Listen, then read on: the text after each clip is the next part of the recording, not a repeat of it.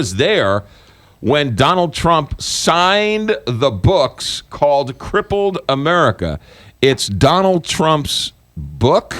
I have a Trump cut, and we don't have. And yet. I when I first heard the name of the book, Crippled America, I couldn't believe the name of the book.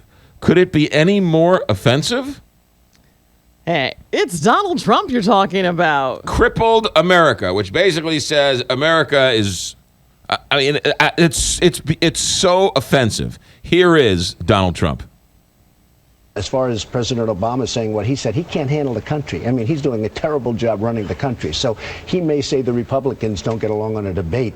And it's not us. I mean, we're being asked very rude questions, many of them directed at me, to be honest with you. But he's having a hard time. Not a hard time. He cannot handle the country. He is doing a terrible, terrible job.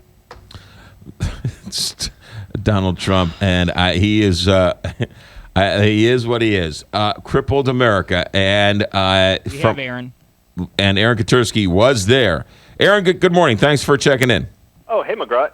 The line stretched down the block and around the corner, and it was pretty lengthy. A lot of the Trump faithful turning out to get a copy of Crippled America and get it signed by Donald Trump. And this is one of those instances where his campaign and his marketing machine kind of meld. I mean, it's always a little tough to distinguish sometimes, but Donald Trump was offering bits of political advice, but he was also catering to his fans from reality television, from whatever other appearances people know him from, and so they were both political and more just common interest folks, and Trump sort of said hello to all of them. And the people buying the book, were there people who love him as a person but would never vote for him? Did you talk to any of the individuals and see what they were there doing? Oh, I talked to one woman who said, "I love Donald Trump," and I said, "Well, why do you love Donald Trump?"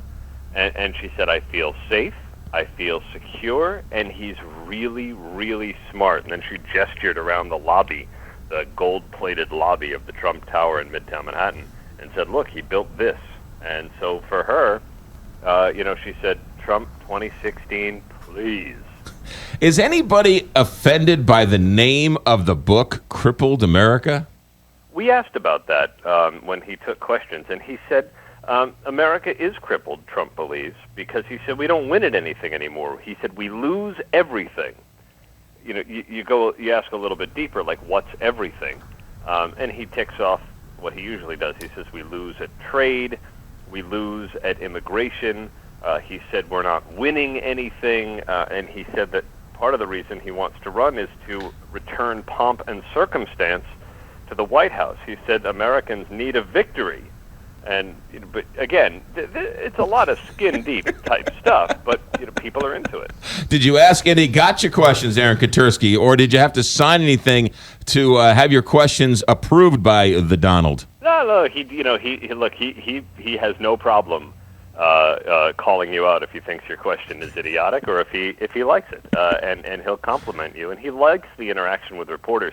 I mean, say what you will about Donald Trump, I can think of no other presidential candidate or even politician that for 45 minutes will interact with the press the way that he does. And you say, he doesn't answer them really, but he fields questions for that amount of time. No other candidate's doing that, and I don't think he doesn't get enough credit for doing that. Yeah. Did he bash his opponents? What's that? Did he bash his opponents while you talked to him? Of course. Pope Catholic? What are you talking about?